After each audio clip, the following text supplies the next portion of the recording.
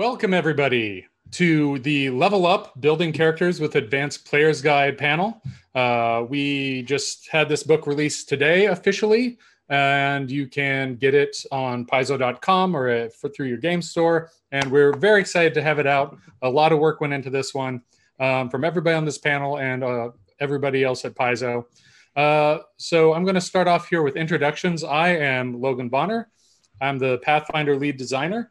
And the first person I'm going to have introduce himself is the design lead on this book, Mark Seifter. I'm Mark Seifter, design lead on Advanced Player's Guide, which is completely different than Pathfinder lead designer. It's a book per book title, and also the design manager for Paizo.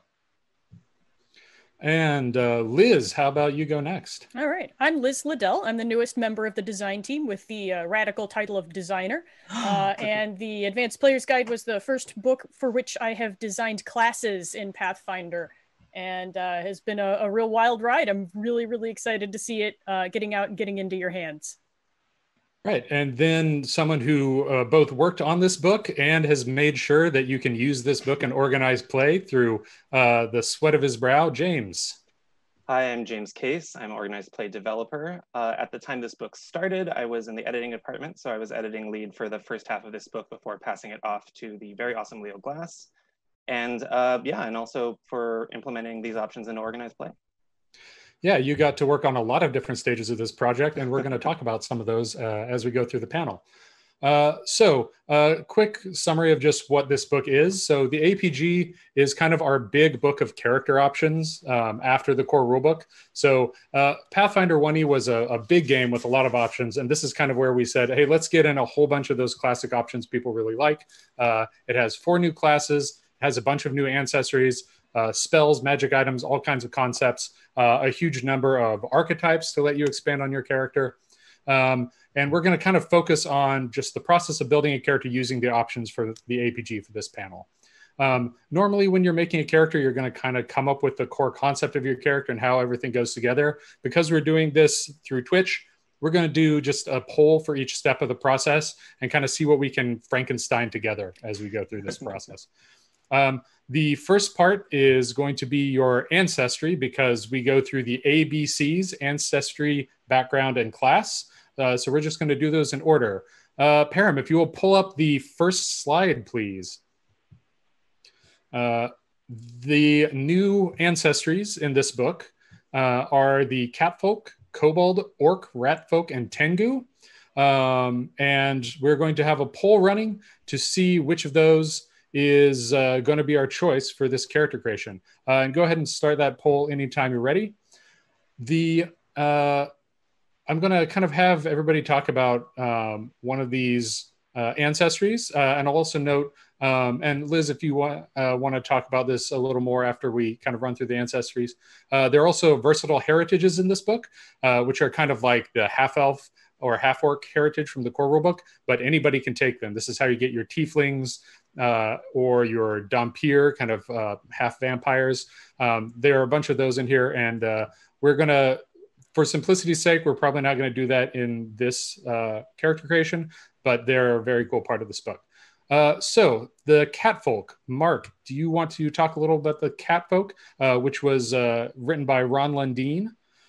Sure. The Catfolk are 1 part cat and 1 part folk. They are a humanoid type of cat that sort of live in societies that are sometimes out in the wild, but sometimes not. And they believe themselves to have been created by some gods or spirits that want them to protect those outer fringes of the world from some kind of a danger. And the Catfolk also have a bunch of cool options that are related to both things you would expect a cat to be able to do, like caterwaul, things that are related to having very good reflexes like a cat, and things related to luck and 9 lives and those sort of superstitions about cats. Yeah, so and we're not going to go super deep into the kind of the feats and the mechanical details, because when we pick the ancestry, you're going to get a little more of a deep dive in that as we actually build the character.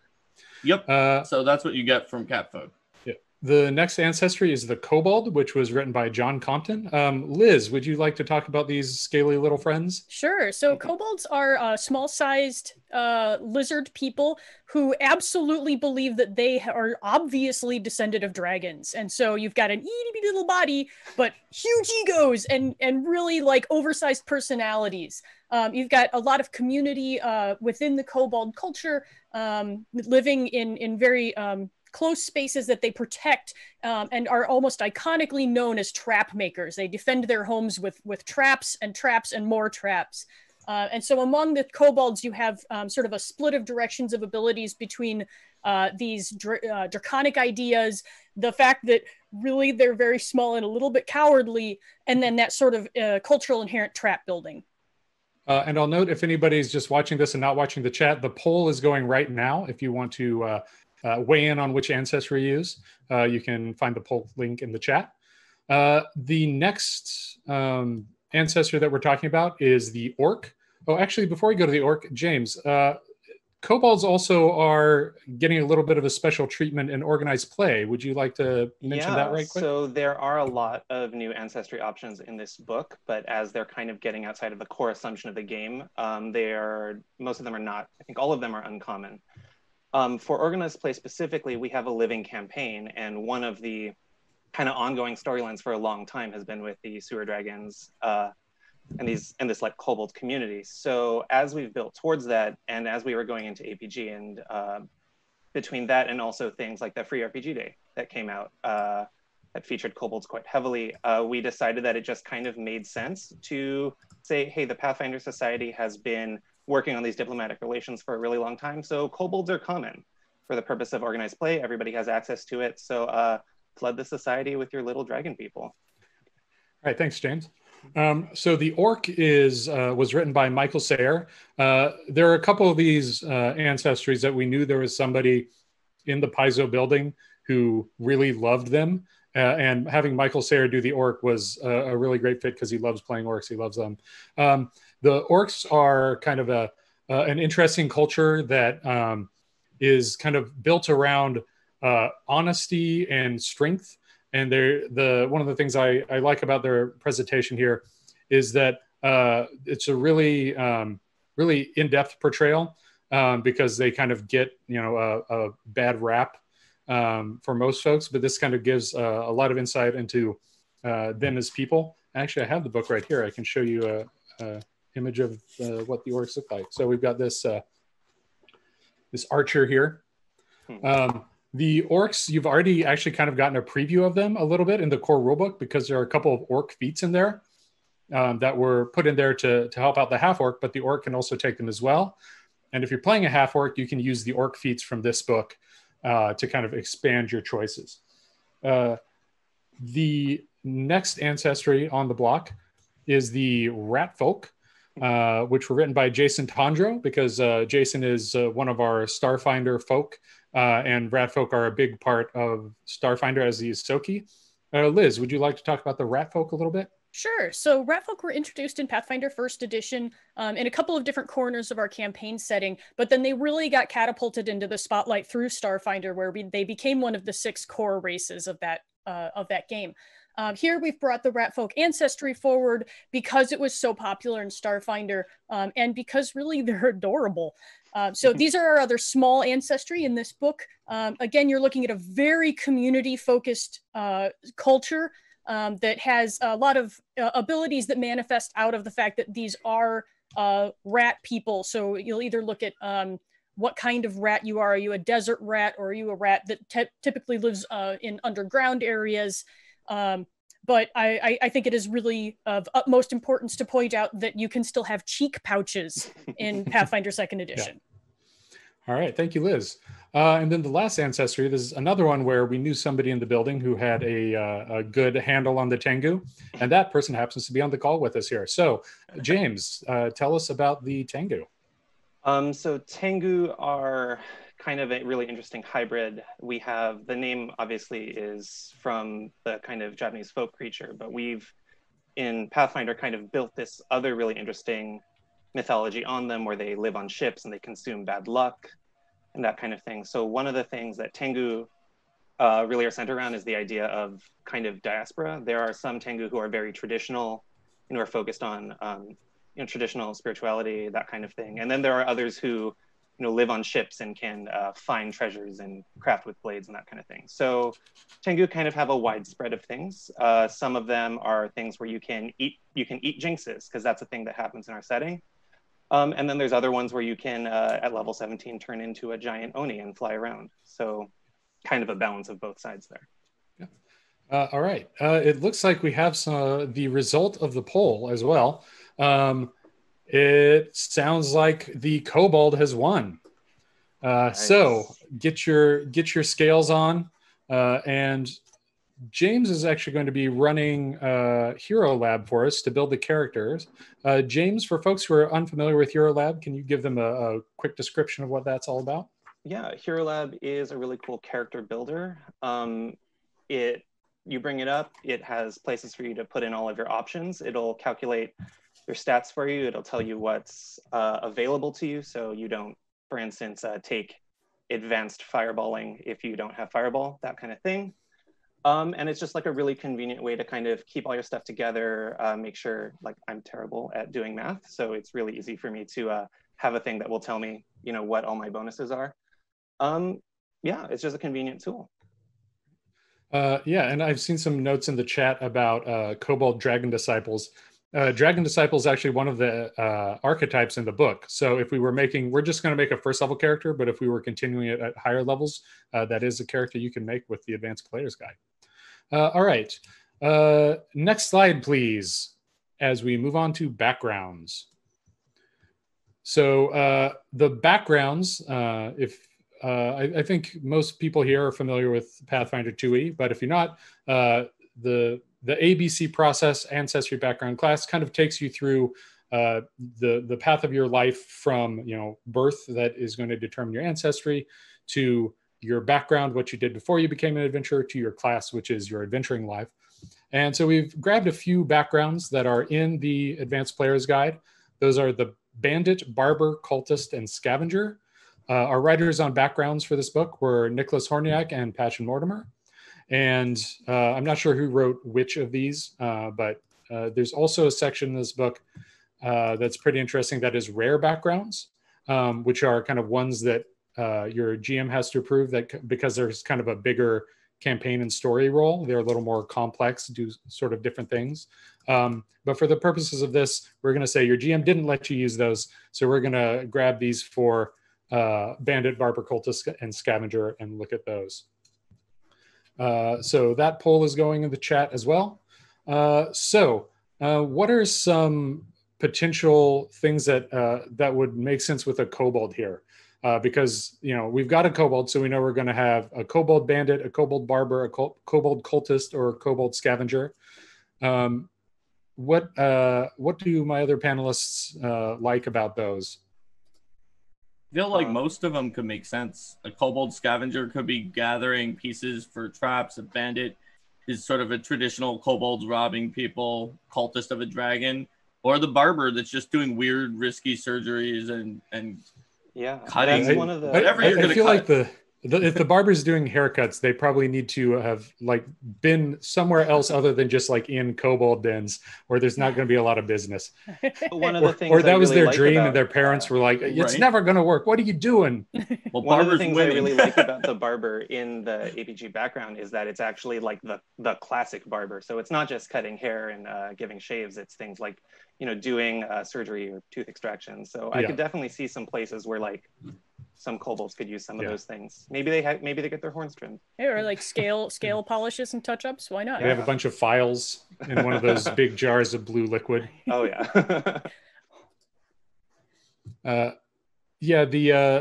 The kobolds really, because they're kind of prominent enough in Golarion, they get around enough that there aren't a whole lot of backgrounds that wouldn't work for them. The backgrounds, the full backgrounds in the book, there might be a couple that are a bit more of a stretch, but I think all these are pretty good fits for Kobold. Have folks in the chat Some of them are kind of building ahead, kind of like, bandit swashbuckler kobold. It looks like we have a winner, though. Oh, do we? Yeah. Barber has won. So we have a kobold barber. There we go. I mean, that's what we get for talking it up. That's true. And if we load it in, it's given us risky surgery. So excellent. There we go. It's one of my favorite skill feats. Yeah, risky surgery is a skill feat that lets you do more damage when you're treating someone's wounds in the hope that you are then going to heal them better. Yep. And that's pretty koboldy. Like Liz said, the big ego. It's like, this is going to work just fine. Absolutely, I'm the greatest surgeon ever. And like Bardic one said in chat, Barber was winning wire to wire. Chatting it up didn't necessarily help it more. It was just winning. When you let the internet pick a barber for the kobold, they're going to pick a barber. That's true. All right, can we get the next slide, please? Because now it's going to be the C of ABCs, classes. So we're going with the 4 classes that are in the APG. The poll is running already. The 4 classes are the Investigator, which I wrote, the Oracle, which Liz wrote, the Swashbuckler, which Mark wrote, and the Witch, which Liz also wrote. I made it through that sentence somehow. Good job. Again, we're going to get kind of more into the mechanics when we're picking things as we get into the character building part of this. But let's have everybody kind of talk about those classes a little bit. I'll start since the Investigator is the first one on there. So the Investigator is a class that really jumps more into kind of this social and exploration dimension. They have some combat abilities, but their main focus is finding mysteries and investigating them. They have ability to pursue a lead. So they hone in on something and they say, like, that seems suspicious, or that seems like it's worth further investigation. And then they get a bonus as they continue to investigate that. And they get certain abilities to kind of make it easier for them to investigate it, to find clues as they go along. In combat, they have an ability to kind of think ahead and devise a stratagem.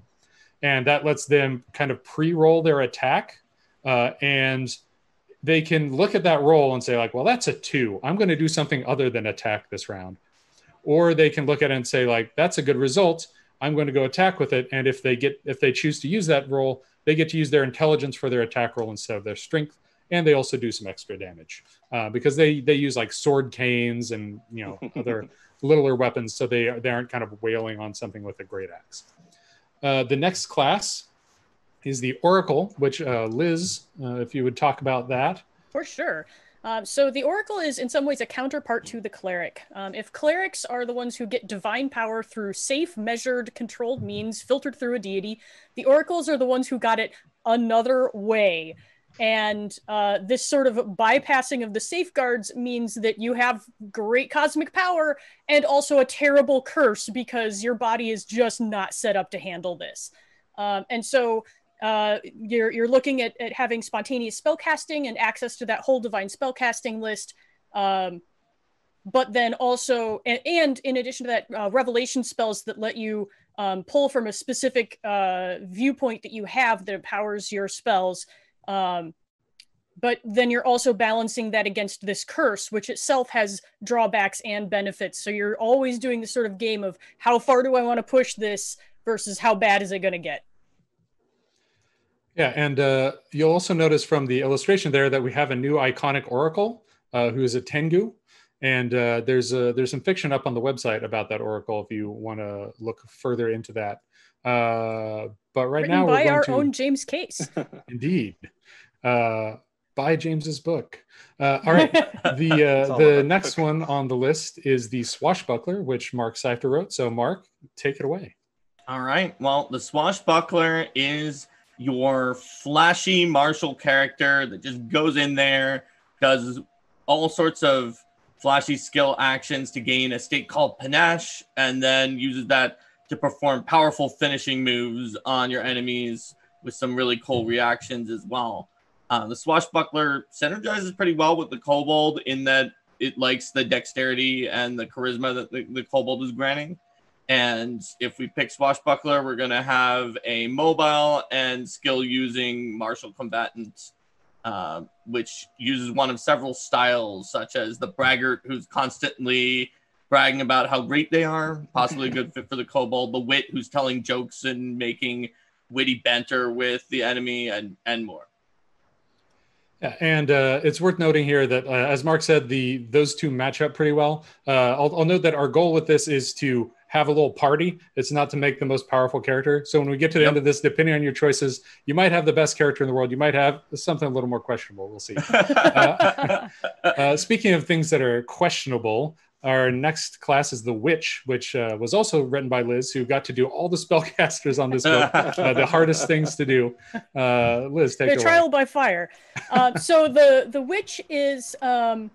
it has seen a little bit of an update from first edition. In first edition, the Witch was an arcane spellcaster, but because witches gain their power from a patron, some kind of powerful entity, there's no restrictions on what that entity could be, and so witches actually have access to all 4 spellcasting traditions, determined by kind of the primary theme of that patron. Witches also get one of the best pieces of the game, which is a familiar. And I'm not talking mechanically, I'm talking story-wise. Familiars are fantastic.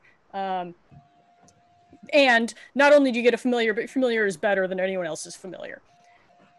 And it's cute. It is cute. See, it's why they're the best part of the game. The familiar thesis wizard can get up there too. The familiar also got a glow up.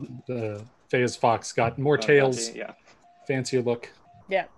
Otherwise, the Witch is an intelligence-based prepared spellcaster, just with a little bit more versatility, and the hexes, of course, that were very popular in first edition. All right. So we have a winner in the poll. Oh no! It looks like a tie. I know. It's the Investigator. The Investigator has won the poll. So we are going to have an investigating barber kobold. Which there have got to be, James can look this up later, but there have got to be like probably 40% of new PFS characters being made this weekend are exactly that combination. I'm gonna ask Alex to look at the numbers. Yeah. All right. So if next slide, please go to the Investigator slide. You can see this lovely image of Quinn, the iconic investigator, who is going to look a little different from our kobold here, but maybe they can do like a team up at some point. They can operate a detective business together. So we are now to the point where we've got the basics of the character down, the ABCs. As we say in the core rulebook, you can kind of build the character in whatever order makes sense to you and start with your concept and kind of do things to match. So, each step has you choose some ability score boosts and that sort of thing, and get some feats. And you can kind of do those in whatever order. So we've kind of slotted in our main pillars here, and now we're going to kind of go through and make some choices. We don't have polls for these, and this is a great time for folks to give suggestions in the chat of cool story things they would like to see out of this character, while James will kind of be going through and filling in the details. And Hero Lab makes this extra easy because it'll point you to what you still need to fill in along the way and sort of help walk you through that process. It's a great tool. Yeah, I'm sure I would trust a barber with a venomous tail that would to do my surgeries, for example. It's a competitive advantage. So why don't we go to the ancestry, because one of the main things you do for your ancestry is pick a heritage and pick an ancestry feat. So we can kind of look through those kobold heritages, and maybe some of those will kind of spawn more story ideas. And actually, for kobold specifically, we get one more really important choice, which is, what color of kobold are you? Ooh. Important, yeah. Which I noted only here because it's telling me I need to choose an option for Draconic Exemplar. Chat, sound off on what color of kobold you like. What chromatic or metallic dragon? So you've got a lot of color and metal options.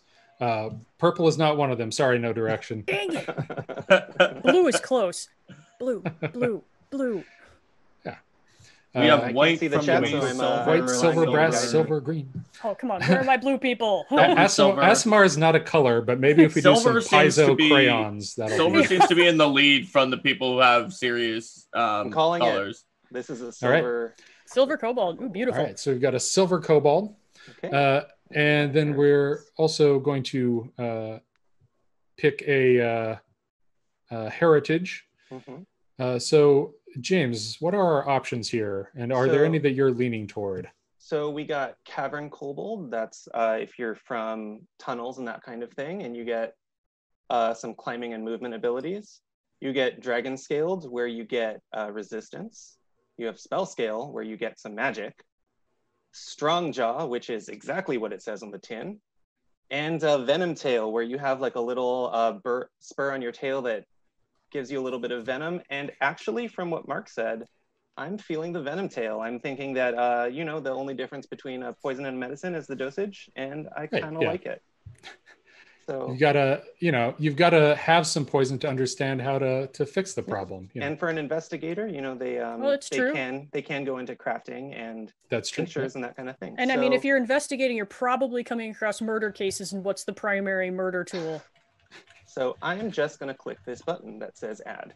So I added it. We are a Venom Tail Kobold. Excellent. I'm also now I'm picturing a barber who is homeopathic and is subscribing to the like cures like principle. So it's like you just need a little poison, little hair of the dog, a little bit, and this poison that's killing you slowly is going to flush right out. Okay. So there we go. That's our heritage. What else goes into it? Well, we'll need an ancestry feat. Mm-hmm. That is true. Okay, so our ancestry feats. We have cringe. Cringe kind of goes off what Liz was saying here, where they have a big ego, but they also can just, no, don't hit me, to get people to pull back on their attacks a little bit. They have the exact opposite of it, which is Dragon's Presence, where they try to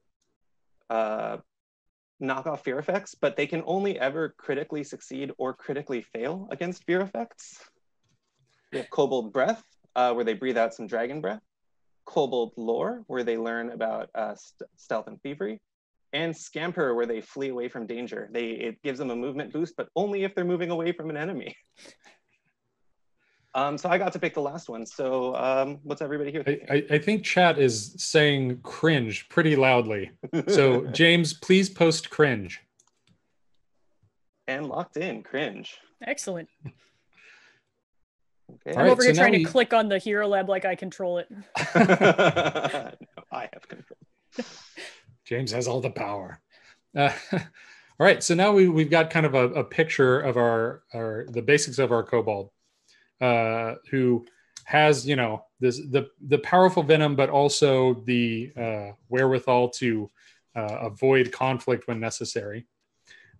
Which seems like so if we're talking about, you know, an investigator, you know, being able to cringe, like maybe they kind of pursue things a little too much and get a little too close to the crime, and then just kind of yay. I like it. All right. Do we still have something to do with the background? I believe. Oh, did you choose the ability boost? We still have to pick our ability boosts for that kind of thing. If we want to make a good investigator, we will probably want to take intelligence for as many of these boosts as we can manage. But chat, if you have a different opinion, please drop that right in there. So for our free ancestry boost, let's put in some int. And we get 2 from our background. 1 is Dex or Whiz. Oh, that's all in one handy screen. That's convenient. Yeah. Nice. So are we feeling Dex or Whiz? Here. Maybe some Dex just for the times when barbering. You're not just devising, and also, yeah. And we got to be smart. So we'll do that. Yay.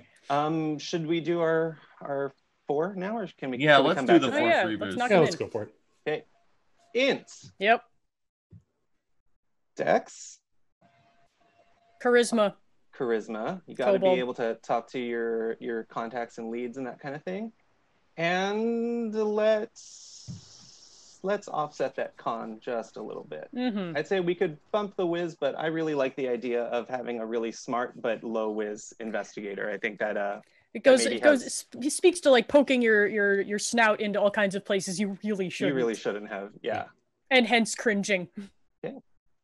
There we go.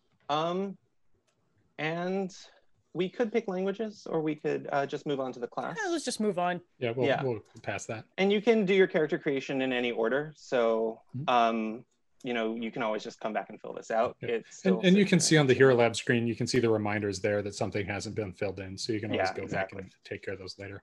Okay, so Investigator. All right. So the Investigator is going to get at first level. It's so nice having the actual physical book. We've been out of the office so long. It's like, what is this? What are books? Oh, I remember Paper. this smell from some previous life. That's really low. So if we look at the class table for the Investigator, or if we look at Hero Lab there, we can see that at first level, they're going to get their initial proficiencies, which are going to include some skills. They're going to get devise a stratagem. They're going to choose their methodology they use as an investigator, and they're going to get an investigator feat. There's a lot of choices for skills and all that, but let's kind of go with kind of the big choice they're making here, which is their methodology, because I think that's really going to kind of crystallize what this Kobold is all about. Yeah. Do you want to go through them, or should I pull them up in Hero Lab? Go ahead and pull them up. Okay. So we have Alchemical Sciences. This is one where you have little alchemical tinctures. You're maybe mixing things in the crime scene to see what reacts. So it gives you alchemical crafting and the ability to make a couple of alchemical items on the spot. Then we have Empiricism. Empiricism is that one where you go into your seeing the numbers and calculations around you mode. It's the one where you're thinking really hard and making a lot of really minute observations. It allows you to seek and sense motive and recall knowledge more quickly. And when you walk into an area, you can just automatically notice if something is a bit suspicious, called That's Odd. I really like the names of all the abilities in Investigator. Forensic Medicine. You are the one doing the autopsy. So you get Battle Medicine, and you get Forensic Acumen, allowing you to do forensic examinations on the spot, letting you know, you find a body and you're like, that's a stab wound, and that kind of thing. And the last one is Interrogation. This is the one where it's the very social option. You're either really good at talking with people or kind of shaking them down for information, depending on how you want to play it. You get No Cause for Alarm, where you go like this at a crowd and you help to calm them down. You can trap people in a web of words with pointed question and kind of do some social things there. So we have it broken down to, are you a chemist? Are you really observant? Are you a little bit of a doctor? Or are you really social? Yeah, and the funny thing is, like, as a barber, I could see forensic medicine or interrogation. It's kind of like, did you really concentrate on putting the leeches on and, curing the wounds? Or were you more of the bedside manner, like, oh, really? She said what? Oh, my goodness. I can't believe that. I do have to say, though, we did just build a Kobold Investigator with no wisdom modifier. So maybe medicine is not the best direction for this guy. Excellent point, Liz. Mark, what are you feeling? I feel like it would be funny if it was medicine, though, because it's a barber, right? Which has medicine, risky surgery. And it's just a very risky surgery in medicine. And Logan did say, we're having a party here, right? We're not trying to necessarily make an actually strong character. So I'm going to take the opposite tack on that. Okay. And it's also like, this might be a significant challenge for first level. But pretty soon when you get that bump, you can put your medicine to expert as soon as possible. It just means that, risky surgery is going to remain an apt title. Oh yeah. Okay, so we've decided, and it's and Hero Lab has made some things in the background with us, given medicine and all that kind. So great. Do we want to pick that class feat? Yeah. Let's take care of that class feat, and then I think we might talk about skills a little bit, just kind of like what we think has come out, kind of like based around what this character is all about. We might pick a few of them, but we might not need to choose all of them, and then we'll probably do a little Q&A at the end of the panel. So what are our feat options? Flexible studies. Flexible study lets you cram in information on a topic during your daily preparation. So it gives you kind of a temporary proficiency in something. Known weakness, where when you devise your stratagem, you can also recall knowledge about that person. So maybe you see a mysterious creature, you don't know what it is, you devise a stratagem, and then you're like, oh, that's a harpy or something. Takedown Expert, which lets you do some combat type things. Which doesn't really seem like our character. Yeah. You have That's Odd, which is the one I was talking about earlier, where you just get information about a room when you walk in. Trap Finder helps you find traps. And Underworld Investigator, where you have a knowledge of the criminal underworld that lets you pursue a lead and also pickpocket a little bit and that kind of thing. Oh, that feels very koboldy. Yeah.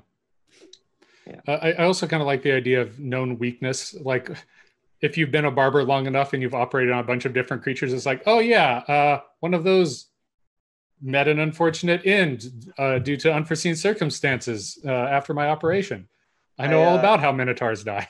I like the idea of kobolds are so weak that they know of everybody else's weaknesses as well. Obviously, I don't have any, but I mean, also like it's worth pointing out the super obvious one that if you are a kobold and you were raised among kobolds, you probably have some familiarity with traps. So Trap Finder could make a lot of sense in terms of a character story. Yeah. I think we're getting it's there's not a like huge front runner, but I do think Underworld Investigator looks like it's ahead by a little bit. Somebody in the chat mentioned Hilly34431 mentioned imagining this kobold like Creed from The Office. Just can't trust them to do anything. And there we go. Underworld Investigator locked in. Excellent. Right. Let's take a real quick look at those skills and just kind of say like, from what we've established about this character, you'll notice that the investigator gets a lot of skills. You have how many to choose here, James? Many. 8, I think. 8. It's like which ones are you not going to take? Hey, you're right.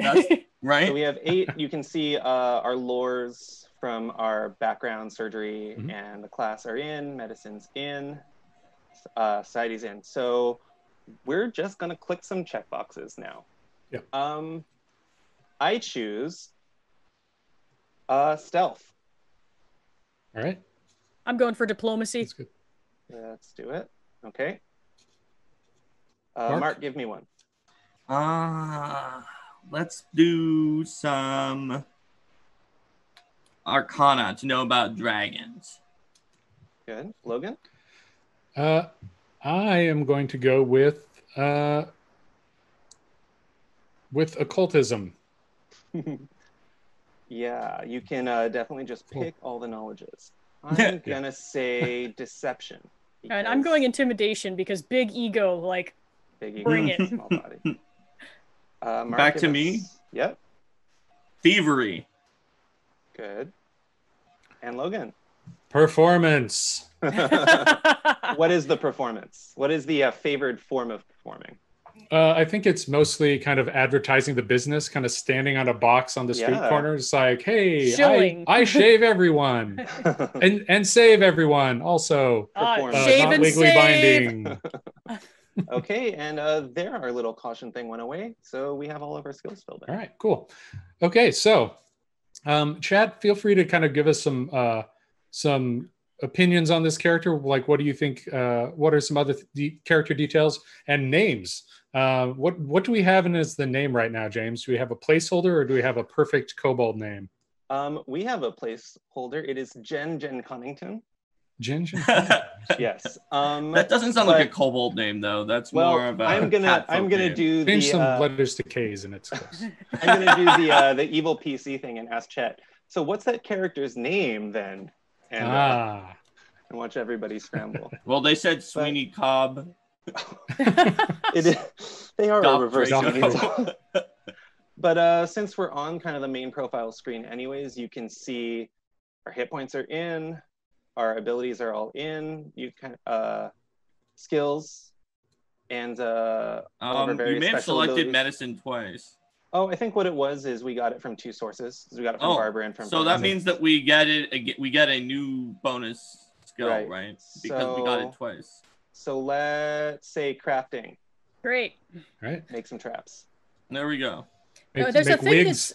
that Hero Lab is doing that Wigs is for resale. really nice if you have it up while you're actually playing your character, in that it's got all these little die symbols and little trackers so you can keep tabs on daily use abilities, whether you've used them or not, and have it do some of your die rolling automatically.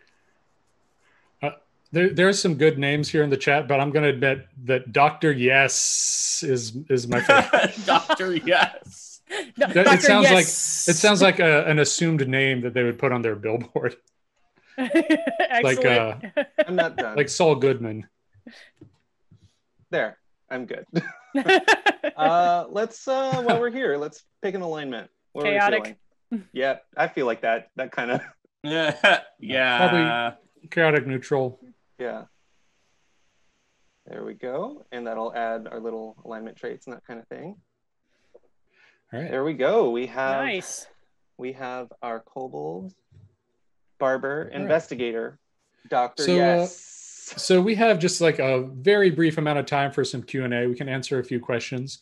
While people are queuing those up in the chat, I'm just going to mention the APG is available on Paizo.com, your local game store. You can get it in physical or PDF. The core rulebook, if you don't have that yet for Pathfinder Second Edition, you can get in those same places. And the beginner box coming out in November, if you want kind of a simpler gateway into the game that has a whole bunch of cool props and reminder cards and things like that, you'll be able to get that in November. Go ahead. There's a special opportunity running right now if you don't already have your core rulebook for Pathfinder Second Edition. We are running a Humble Bundle that's benefiting a lot of really, really great charities. And I think it's at the $30 mark. You are in for a physical copy of the core rulebook, shipping not included. But it's also, there are dozens of other fantastic products in that lineup. A bunch of tabletop resources, a bunch of reference books, a bunch of second edition stuff. It's a really great bundle. It's a great way to get in the game if you haven't already. And you can move the sliders where you would like if you feel strongly about one of the charities or that kind of thing. Also, for APG and other things, there's a really great sale going on at Paizo.com right now, which they can give you more details in chat about that sale. Also wanted to mention some of the things coming up this weekend because some of us have more panels. So if you want to go in and making another character on Sunday, early in the morning, I don't have that time with me handy. I believe it's noon Eastern time, 9 a.m. Pacific. James and I are going to be back with Ianara and Patrick to do characters using the ancestries and classes of the beginner box, and that's going to be on the Gen Con channel. There's also a panel with the design team. That would be Liz, Mark, and myself. I believe that's everybody on that panel. We've got Jason Bullman too. Don't forget about him. And Jason, okay. And Jason Bowman. Liz, do you have the time for that handy? Yes, that panel is going to be on Saturday, and I believe it's 11 a.m. Pacific time, so 2 p.m. Eastern time. All right. And then James, are you on any other panels this weekend apart from the? I'm on the beginner box panel, but that's it. All right, great. If you want to find us, you can find me on Twitter. I'm at Logan Bonner, so just my name, all smashed together. Mark, how about you?